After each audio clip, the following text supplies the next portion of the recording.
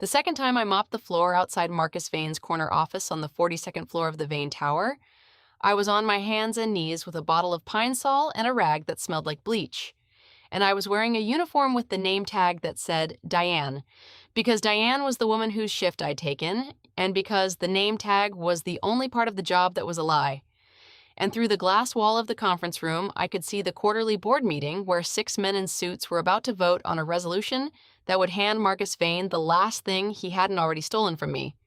And he didn't know I was there, and he didn't know what I had in my locker, and he didn't know that the woman on her knees with the mop was the majority shareholder of the company he'd been running for the last 11 years. I know how that sounds, I know, but I'm not going to explain it because I can't, and because the explanation wouldn't change what happened in that conference room at 3:17 p.m. on a Thursday. What matters is that I'd had 14 months between the morning I woke up on the floor of a parking garage with the taste of motor oil in my mouth and a crack in the back of my skull that wasn't there anymore, and this Thursday afternoon when I pressed the intercom button on the wall and said, "Excuse me, I have something for the board," and watched Marcus Vane's face do something I'd been waiting 14 months to see. It went blank, the way a screen goes blank between programs, the way a calculator goes blank when the numbers stop working. If you're new here, welcome to Elena's rebirth life, where betrayal never gets the final word. I need to tell you about the first time. The time that ended with me face down on the 3rd level of a parking garage with my hand 3 inches from my phone and my blood pooling in the expansion joint of the concrete. My name is Elena Marsh. I was 29 when my father died, heart attack, November 14th, a Tuesday. He was 61, he'd had his first cardiac event at 54, and he'd spent the last 7 years building Vane Media Group, a publishing and digital media conglomerate that started with a single magazine called Rebirth and grew into a portfolio of 14 titles, a streaming platform, and a production company. Because he wanted to leave something behind, he left it to me, 62% of the voting shares. The rest was held by Marcus Vane, who'd been his business partner since the beginning, who'd put in the capital when my father had the idea and the editorial vision, who'd handled the business side while my father built the editorial side, and who, in the 11 years since my father's death, had turned the company into his own private treasury while I sat in a chair on the 42nd floor and signed things I didn't read. That's the part that's hard to say. That's the part that tastes like copper in my mouth. I signed things I didn't read. I was 29 when my father died. I'd been working at Rebirth magazine as an associate editor. I'd started as an intern at 23, worked my way up because my father believed you earned your place, he didn't hand it to you. He said you learn the machine before you own the machine, and I believed him. When he died, I inherited the shares. I inherited the chair. I inherited a company I'd been working in for 6 years but didn't fully understand. Because my father had kept the financial architecture separate from the editorial, and Marcus, who'd been at every Thanksgiving, Marcus, who'd given the eulogy at the funeral, Marcus, who'd put his hand on my shoulder in the receiving line and said, "I'll take care of everything, Elena." Your father would have wanted that. Marcus controlled the financial side, the contracts, the bank accounts, the board.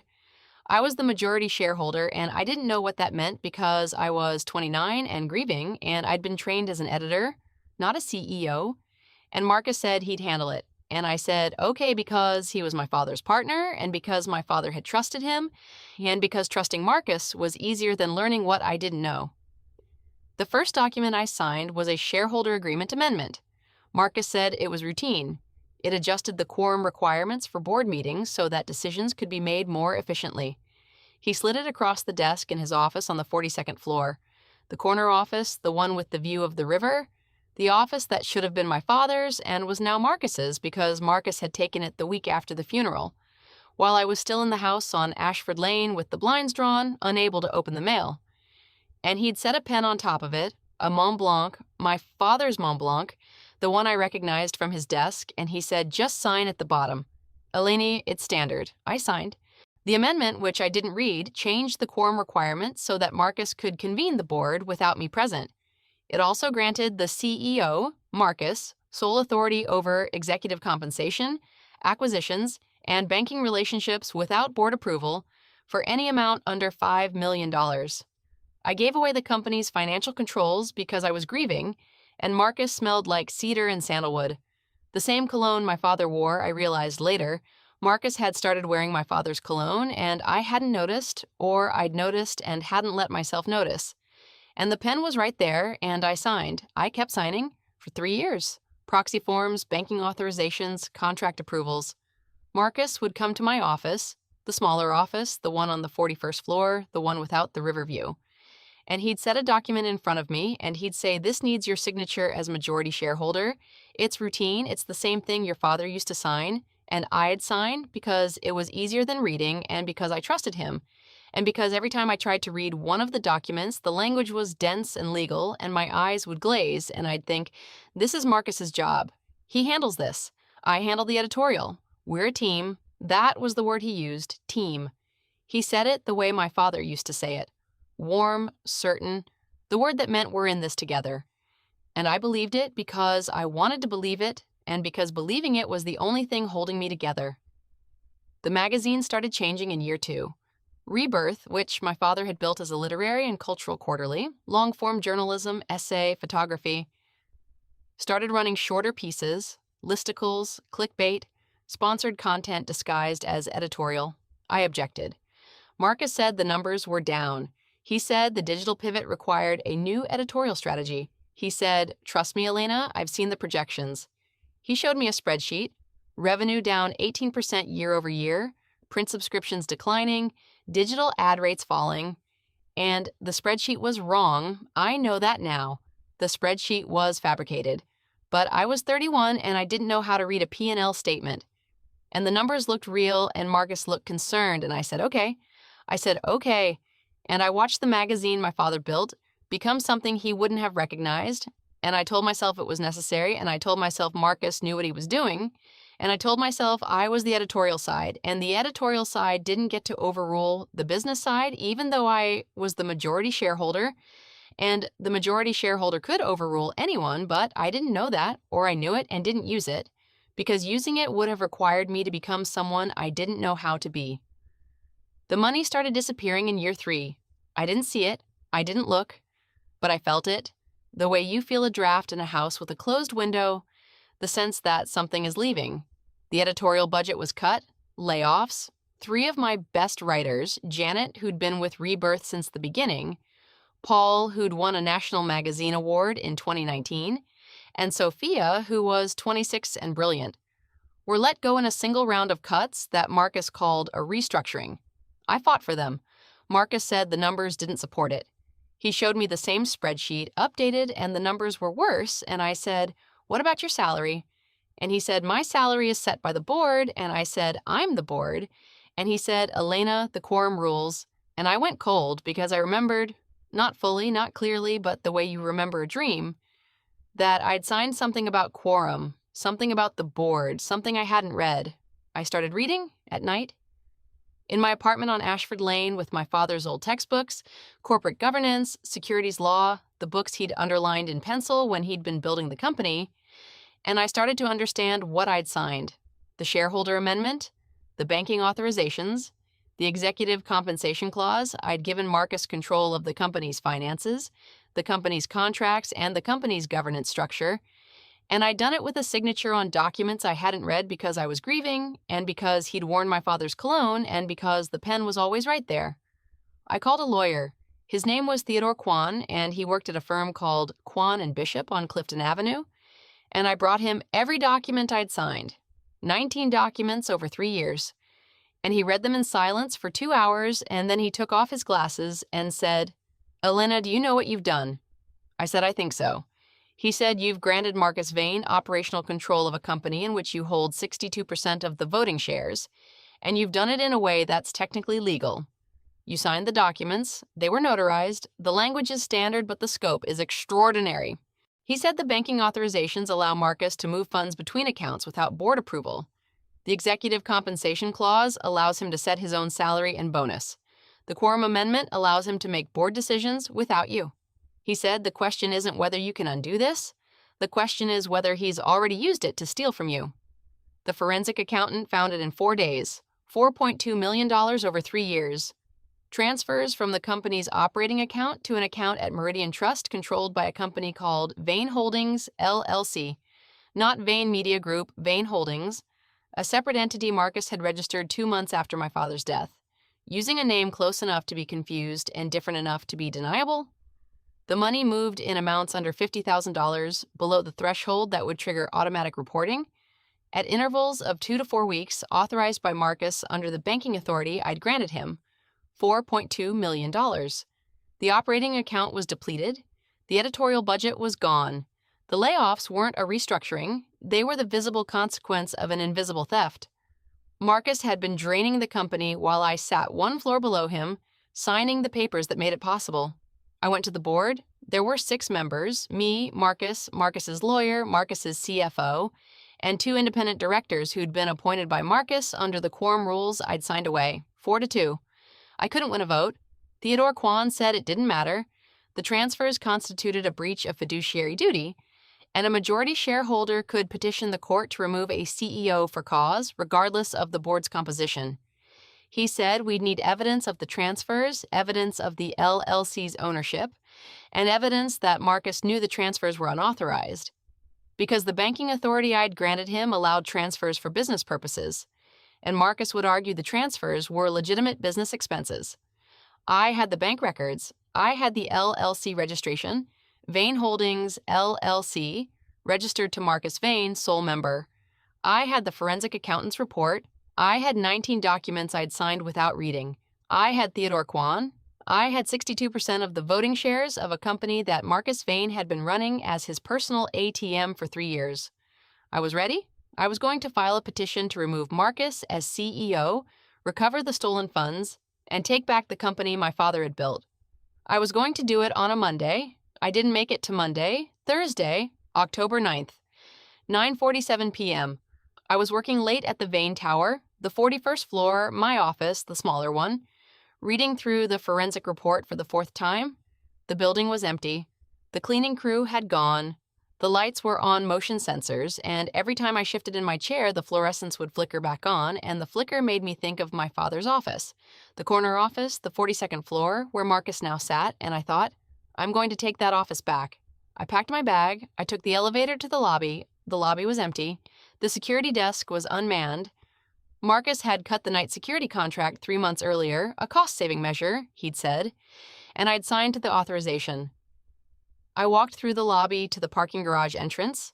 The garage was 3 levels, B1, B2, B3, and my car was on B3 because the B1 and B2 spaces were reserved for executives. And I was the majority shareholder, and I parked on B3 because Marcus had reassigned my B1 space to his CFO 2 years ago, and I'd said nothing. The stairwell smelled like motor oil and cold concrete. The fluorescent on the B3 landing was out. It had been out for weeks. I'd reported it to facilities, nothing had happened. And the stairwell was dark, and I was thinking about the forensic report and about Monday, and about my father, and I didn't hear the footsteps behind me until I was 3 steps from the landing. I turned. The first blow hit me behind the left ear. Not a fist, something harder, a baton maybe, or a pipe, something metal, because the sound it made against my skull was a sound I'll never unhear, a sound like a tuning fork struck once and then nothing. I went down, my knees hit the concrete, my hands hit the concrete. My phone, I'd been holding it, I'd been looking at it, I'd been checking the time, slid across the floor and came to rest against the expansion joint 3 inches from my fingers. The second blow hit me in the back of the head. The pain was white, not sharp, white, like looking into a welding arc. My vision fragmented. The concrete, the oil stain, the concrete seam, the dark, the fluorescent buzzing on B2 above me, and I could smell the motor oil and the cold and something else, something cedar, something I recognized. My father's cologne, no, not my father's, Marcus's cologne. Marcus was here. Marcus was above me. Marcus was the one. And I tried to say his name and nothing came out. He didn't call 911. He took my phone. He took my bag, the bag with the forensic report, the bank records, the LLC registration, the 19 documents, everything. He went back up the stairs. I heard the door close. I heard the lock. The stairwell door had a lock that locked from the inside, a lock I'd never noticed. Because why would you notice a stairwell lock? And I heard his footsteps fade, and I lay on the concrete, and I could feel the blood, warm, then cooling, pooling in the expansion joint. and I could feel the cold coming up through the concrete and into my spine, and I thought, he's going to say I fell. He's going to say I was working late and I fell in the stairwell, and he's going to show the empty security desk and the burned out light and the cut contract, and he's going to say it was an accident, and no one is going to know because there are no cameras on B3 because he cut the security contract and the cameras were part of the contract. The last thing I felt was the cold. The last thing I thought was I should have read the documents. I woke up on the floor of my apartment on Ashford Lane. The hardwood under my cheek was warm, the radiator was on, the old cast iron radiator that clanked and hissed, the one my father had never replaced because he said the sound was the sound of the house breathing. And I could smell the lemon furniture polish my mother had used on the dining table before she died, and I could hear the radiator clanking, and I could feel the hardwood, smooth and warm, and I was breathing. My phone was on the kitchen counter. I reached for it.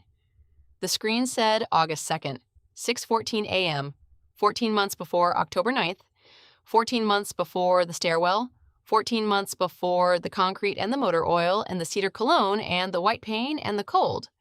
I lay on the floor for a long time. The radiator clanked. The lemon polish smell drifted from the dining room. I pressed my hand flat against the hardwood, and I could feel the grain under my fingertips and the warmth and the solidity, and I thought, I'm alive, and it's August.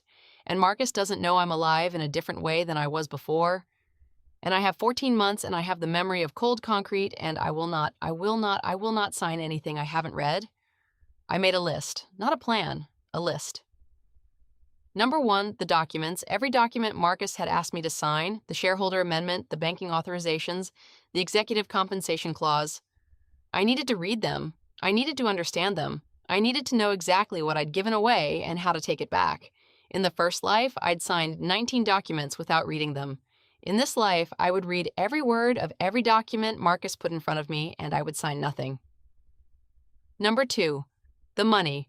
$4.2 million through Vane Holdings LLC to Meridian Trust. The transfers hadn't started yet. They'd begun 2 months after my father's death, and my father had died in November, and it was August. So Marcus hadn't had time to set up the LLC yet, but he would. I needed to catch him in the act. I needed the bank records, the LLC registration, the transfer logs, the forensic accountant's report, all of it, gathered before Marcus knew I was looking, because a theft in progress is evidence and a theft completed is a crime, and I needed both. Number 3, the board, the quorum amendment. In the first life, I'd signed it because I was grieving and because Marcus said it was routine. In this life, I wouldn't sign it.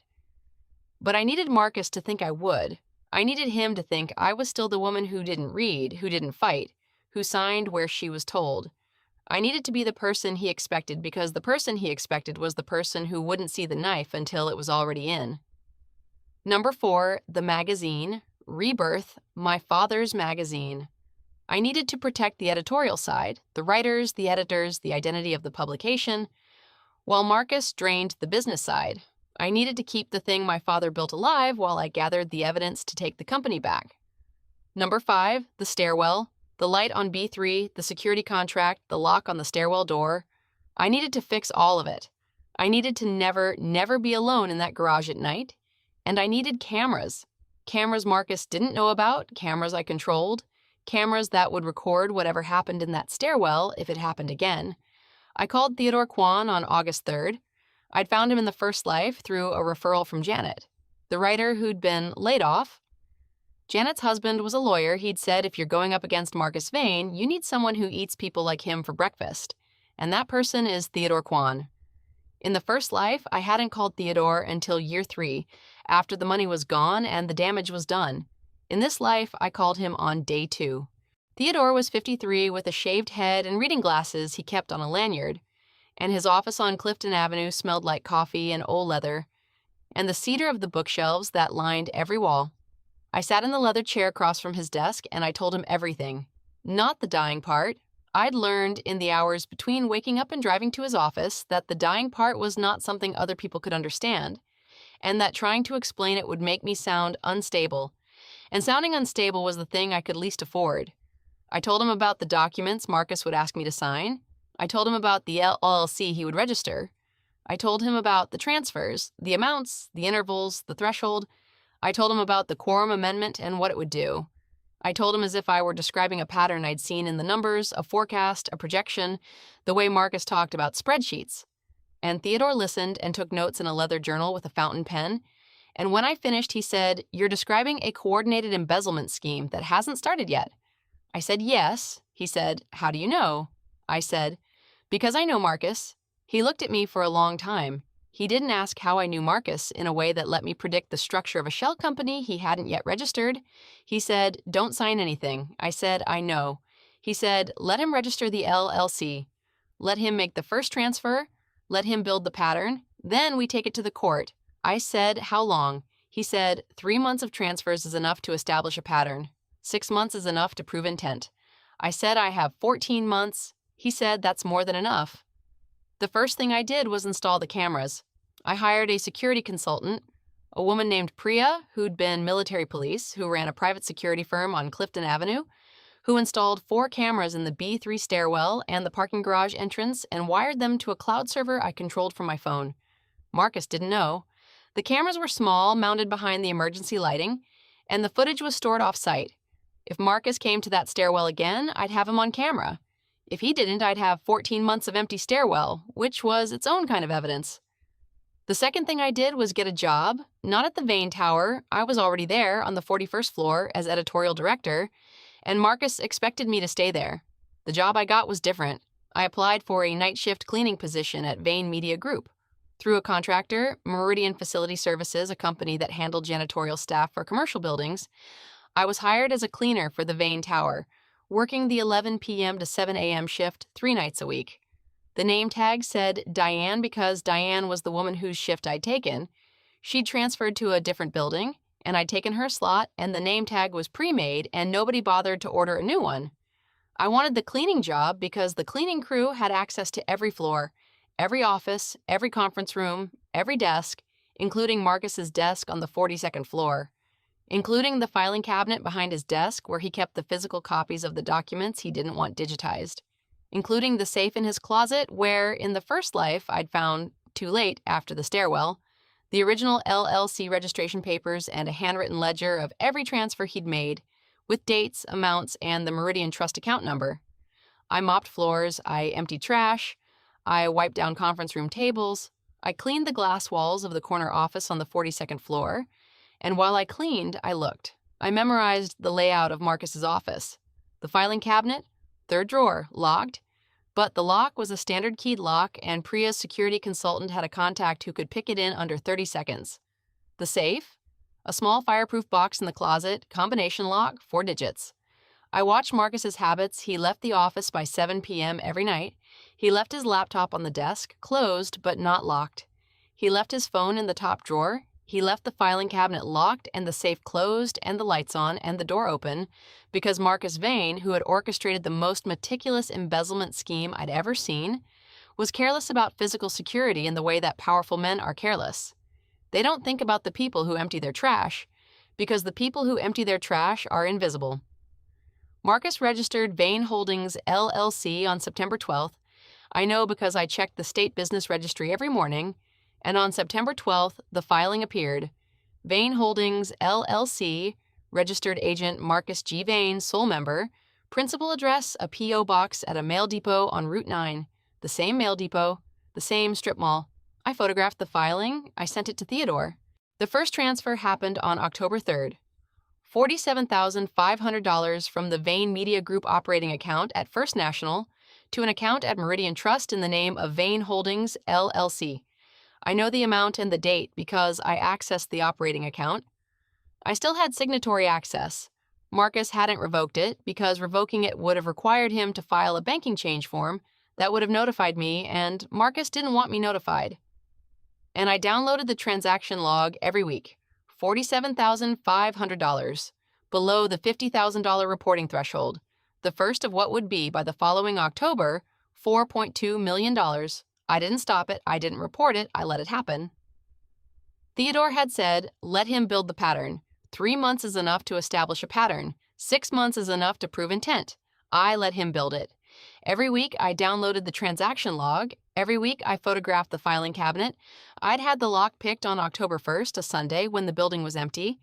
and I had opened the cabinet and found the LLC registration, the Meridian Trust account opening documents, and the handwritten ledger. I photographed every page, I put everything back, I locked the cabinet, I went back to mopping. The ledger was the key. Marcus's handwriting, small, precise, the handwriting of a man who'd been an accountant before he'd been a media executive, listing every transfer, date, amount, Meridian Trust confirmation number, and a note column that said, for each entry, operating expense. Consulting. He was categorizing the theft as consulting fees paid to Vane Holdings LLC for services never rendered. The ledger was his own confession, written in his own hand, stored in his own office, in a filing cabinet he thought no one else could open. I photographed every page, I dated the photographs. I backed them up on a flash drive I kept in my locker at the Meridian Facility Services break room, inside a sock, in a shoe, at the bottom of a bag that smelled like pine sol and industrial bleach. The quorum amendment came in November. Marcus came to my office, the 41st floor, the smaller office, and set the document on my desk and said, "This needs your signature as majority shareholder. It's routine. It's the same thing your father used to sign." The Mont Blanc was in his shirt pocket. He pulled it out and set it on the document. The same Mont Blanc, my father's Mont Blanc, the cedar sandalwood cologne. I could smell it. The same smell. The smell that had been in the stairwell. The smell that had been over me when I died. And I looked at the document and I said, "Let me read it." Marcus paused. Something moved behind his eyes. Not suspicion, not exactly, more like a dog hearing a pitch it didn't expect. And he said, "Sure, take your time." He left. I read the document. 4 pages. Page 2, paragraph 3. The quorum amendment allowing the CEO to convene board meetings without the majority shareholder present, and granting the CEO sole authority over executive compensation, acquisitions, and banking relationships under $5 million. I photographed every page. I didn't sign it. I called Marcus the next morning and said I had some questions about paragraph 3. Could we go over it together? He said, "Sure." We met. I asked him to explain the quorum change. He said it was for efficiency. The board couldn't function if every decision required my presence, especially when I was focused on the editorial side. I said, "What about the banking authority?" He said it was standard. Every CEO needed operational authority for day-to-day finances. I said my father signed these. He said your father trusted me to handle the business side. I said I trust you too, Marcus. I just want to understand it. He smiled. The cedar cologne, the same smile. He said, "Take your time, Elena. I didn't sign it. I didn't sign it, and he didn't push, because pushing would have drawn attention. And Marcus's entire strategy depended on not drawing attention. He'd wait. He'd find another way. He'd assume I'd come around, the way I always came around, because I was the woman who signed things, and the woman who signed things didn't suddenly stop signing. I didn't stop signing. I signed a different document, a revised version that Theodore had drafted, which maintained the quorum rules but added a clause requiring board notification for any transfer over $25,000. Marcus read it. He didn't like it. He said, "This is different from what I sent you." I said my lawyer suggested the changes. His face did the thing, the tightening around the jaw, the recalibration. And then the face smoothed and he said, "Fine, if that's what makes you comfortable." He signed it. He signed the revised version, which meant that every transfer he made over $25,000, which was all of them, because he was moving $47,500 at a time, was now a violation of the shareholder agreement he'd personally approved. He'd built the trap and walked into it because he was so certain I wouldn't read the document that he didn't read the revision. By March, the transfers totaled $1.3 million. By June, $2.6 million. The pattern was clear. Every 2 to 3 weeks, $45,000 to $49,000, always below the $50,000 reporting threshold, always categorized as consulting, always routed to Vane Holdings LLC at Meridian Trust. Theodore's forensic accountant, a woman named Dr. Sarah Lynn, who'd worked on 3 SEC fraud cases and spoken numbers the way other people spoke in sentences, confirmed the pattern. She said the transfers were consistent with a deliberate embezzlement scheme designed to avoid detection. She said the handwritten ledger, if authenticated, was a confession. She said the revised shareholder agreement, which Marcus had signed, made every transfer over $25,000 a contractual breach in addition to a crime. She said, "This is the cleanest fraud case I've ever seen." She said it the way a surgeon says it's the cleanest incision, clinically, with respect for the work. The board meeting was scheduled for July 24th. The quarterly meeting, all 6 members. Marcus had added an agenda item, a resolution to restructure the company's debt facilities, which would involve pledging the company's intellectual property, the magazine titles, the streaming platform, the production company, as collateral for a $12 million line of credit. The line of credit would be administered by First National, the same bank where the operating account was held, and the managing officer at First National was a man named Richard Pell, who played golf with Marcus every Saturday at Edenbrook. The $12 million would be dispersed to Vane Media Group, and from there, Marcus, under the banking authority he still held for amounts under $5 million, since the revised agreement only added notification requirements, not approval requirements, and I'd agreed to that because I needed him to think he still had control, could route portions of it to Vane Holdings LLC. It was the endgame. The $4.2 million was the warm-up. The $12 million line of credit was the exit. Marcus was going to pledge the company's assets, drain the line of credit, and leave Vane Media Group a hollow shell with $12 million in debt and no intellectual property, and he was going to do it with a board resolution that he expected me to approve. Because I always approved. Because I was the woman who signed. I was not going to approve. I was going to let him present the resolution. I was going to let him make the case. I was going to let him perform the way he always performed, calm, certain, the concerned CEO, the man who handled the business side. And then I was going to stand up, and I was going to show the board what he'd been handling. July 24th, Thursday. The board meeting was at 3 p.m. in the main conference room on the 42nd floor. The conference room had a glass wall facing the hallway.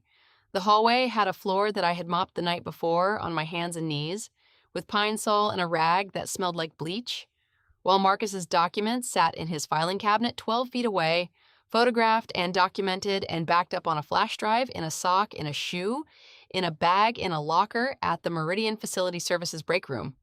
I wore a navy suit I'd bought at a consignment store on Clifton Avenue, $42. I'd had it tailored, $18, because it needed to fit right, because the person wearing it needed to look like someone who belonged in a boardroom, not someone who mopped floors. I carried a manila folder. Inside the folder, the bank records, the LLC registration, the handwritten ledger, photographed and printed, Dr. Lin's forensic report, Theodore Kwan's legal analysis, the 19 documents I'd signed in the first life, not signed in this life, but Theodore had obtained copies from the county filing records because the shareholder amendment and the banking authorizations had been registered with the state, and state filings were public record, and the revised shareholder agreement signed by Marcus, requiring board notification for transfers over $25,000, a document that proved Marcus had knowingly violated the agreement with every transfer he'd made. I sat in my chair at the board table. Marcus was at the head, his lawyer was to his right, his CFO was to his left. The 2 independent directors, both appointed by Marcus, both paid consulting fees of $60,000 a year by Vane Media Group, both expected to vote with Marcus, were across from me. The meeting began. The agenda moved through the quarterly report, revenue, editorial, digital, production, and then Marcus introduced the debt restructuring resolution. He presented it the way he presented everything, calmly, with a spreadsheet, with projections, with the concerned CEO voice. He said the line of credit would give the company liquidity. He said the IP collateral was standard practice. He said the terms were favorable. He said I'd like to call a vote. I said, before we vote, I have something for the board. Marcus looked at me. His face was calm. His face was always calm. The cedar cologne, I could smell it from across the table, the smell that had been in the stairwell, the smell that had been over me when I died. And I opened the folder and I set the documents on the table and I said, over the past 11 months, Marcus Vane has transferred $2.8 million from the Vane Media Group operating account to an account at Meridian Trust held by Vane Holdings LLC, a company he registered on September 12th, listing himself as sole member, using a P.O. box at a mail depot on Route 9 as the business address. The room was very quiet, the air conditioning hummed, the glass wall let in the afternoon light. I said, Vane Holdings LLC has no employees. It has no website, it has no phone number. It has no business operations, it exists on paper and on deposit slips and nowhere else. The transfers, 47 of them, ranging from $45,000 to $49,000, each one below the $50,000 reporting threshold, each one categorized as consulting, have been authorized by Marcus under the banking authority granted to him as CEO. However, on November 14th of last year, Marcus signed a revised shareholder agreement, a revision I requested and he approved, requiring board notification for any transfer over $25,000. He has not notified the board. He has not notified me. Every transfer he has made since November 14th, 31 transfers totaling $1.7 million, is a breach of the agreement he signed. I set the ledger on the table. The photographs, page after page, Marcus's handwriting, the dates, the amounts, the Meridian Trust confirmation numbers, the note column that said, consulting, consulting, consulting. I said this is Marcus Vane's handwriting. Dr. Sarah Lynn, a forensic accountant who has worked on 3 SEC fraud cases, has authenticated the handwriting and confirmed that the ledger documents a deliberate embezzlement scheme. I have the bank records, I have the LLC registration, I have the signed shareholder agreement, I have the forensic report. All of these documents have been filed with the Securities and Exchange Commission and the District Attorney's Office as of this morning. Marcus's face was doing the thing, the blankness, the calculator between operations. His lawyer was whispering to him. His CFO was looking at the table. The 2 independent directors were looking at me and their faces were doing something different. Not the blankness, not the calculation, but the face of 2 people who just realized that the man who paid their consulting fees was paying them with stolen money. I said I'm also going to note for the record that on October 9th of last year, I was attacked in the B3 stairwell of this building. I was struck twice in the head.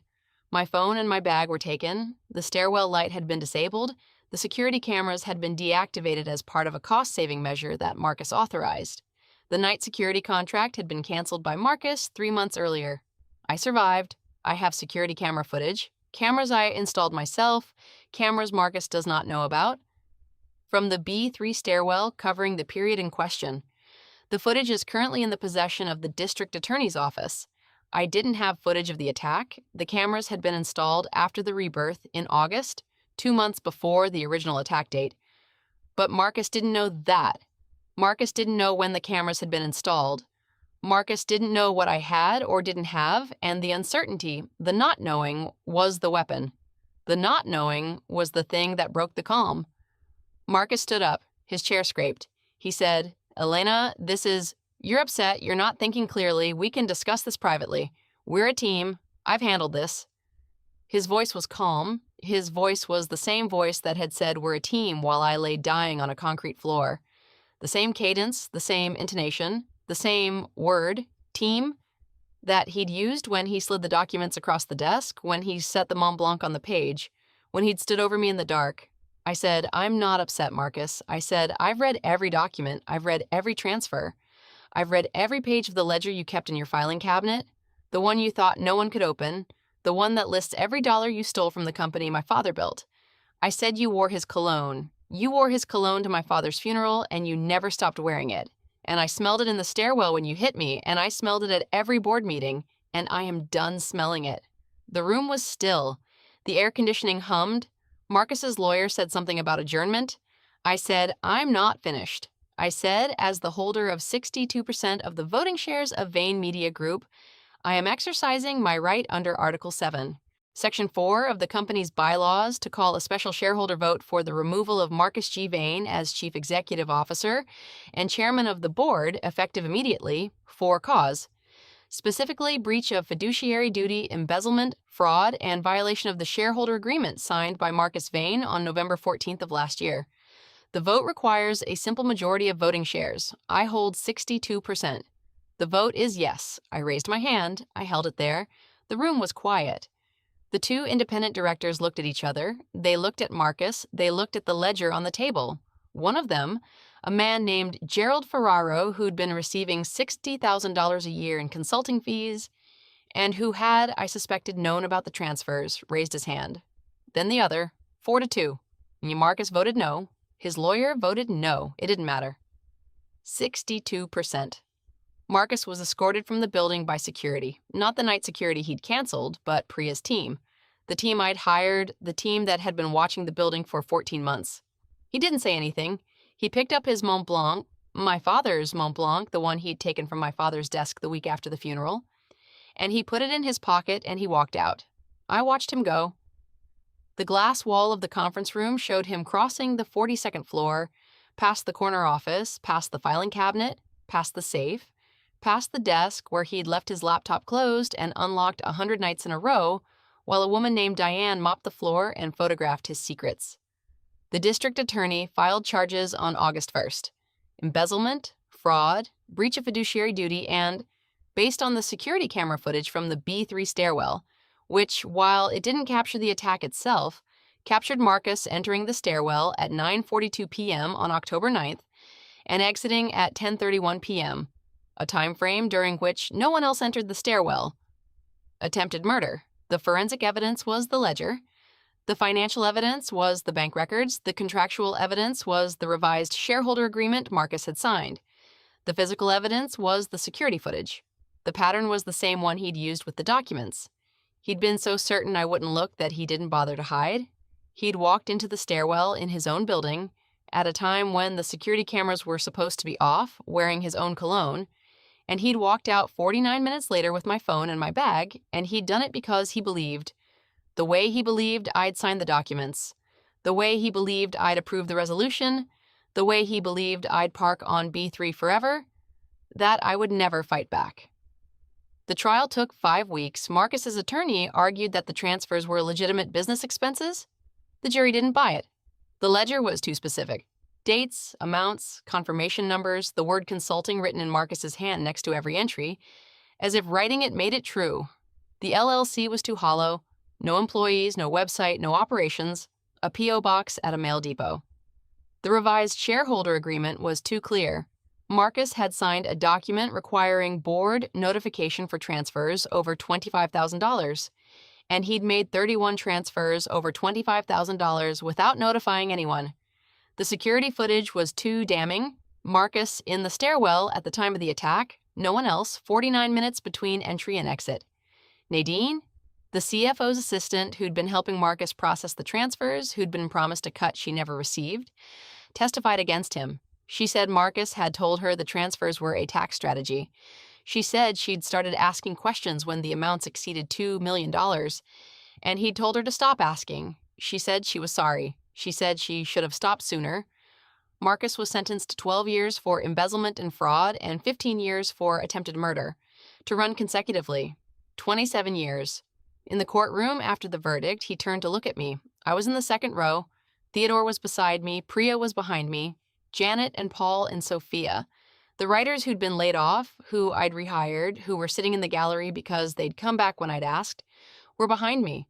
Marcus looked at me the way he'd looked at me in the stairwell. Not angry, not scared, just watching. And I looked back and I didn't feel the concrete. I didn't feel the cold. I felt the floor, solid, warm, mine. I went back to the Vane Tower after the sentencing. I took the elevator to the 42nd floor. I walked into the corner office, my father's office, the office Marcus had taken, the office with the view of the river. And I sat in the chair behind the desk, and I looked at the river, and I could see the light on the water, the late afternoon light, the light my father had loved, the light he'd said made the office feel like a ship. The desk was clear. Marcus had taken his things. The Mont Blanc was gone. My father's Mont Blanc, the one Marcus had carried for 11 years, the one I would get back when the police inventoried his belongings. The filing cabinet was empty. The safe was open. The room smelled like cleaning solution. Pine sol, the same pine sol I'd used on the floors for 14 months. And underneath it, faint, almost gone, the cedar. The cedar sandalwood cologne, my father's cologne, Marcus's cologne, the smell of the stairwell, the smell of the documents, the smell of every time he'd stood over me and said, "We're a team." It was fading. The room was airing out. By the next morning, it would be gone. I opened the window. The river air came in, cool, clean, smelling of water and the particular green smell of the trees along the bank. And I stood at the window, and I pressed my hand flat against the glass, and the glass was cool and smooth. And I was alive, and the company was mine, and the magazine was mine, and the office was mine, and the cologne was fading, and the air was clean. I went to the 41st floor. My old office, the smaller one, the one without the river view. I opened the door. The room was the same, the desk, the chair, the stack of manuscripts I'd been editing. I picked up the first manuscript. It was a piece by Sophia, the 26-year-old writer Marcus had laid off, the one I'd rehired in February, the one who'd written a 8,400-word essay about her grandmother's kitchen that made me cry at my desk on a Tuesday afternoon. I sat in the chair and I read the first page, and the words were good, and the room was quiet, and I was home. The first time I died, face down on a parking garage floor with my blood in the expansion joint, and my father's cologne in my nose, and my phone 3 inches from my fingers. The second time, I mopped the floor. I read every word, I installed the cameras. I signed nothing I hadn't read, and I let the man who killed me build his own evidence, page by page, transfer by transfer, entry by entry, until the ledger he kept in his filing cabinet became the confession that put him in a cell. Trust isn't weakness. But signing away the right to look twice, that's not trust. That's surrender wearing a partner's cologne. Some locks aren't meant to be opened by the person who built them. Some floors aren't meant to be mopped by the person who owns the building, unless that's the only way to see what's in the filing cabinet. If this story reminded you of a time you signed something you didn't read, or trusted someone who wore the right cologne and said the right words and took everything while you were still grieving, tell me about it in the comments. I read everyone. And if you want to hear what happens when the person who mops the floor turns out to own the building, subscribe. There's always another story.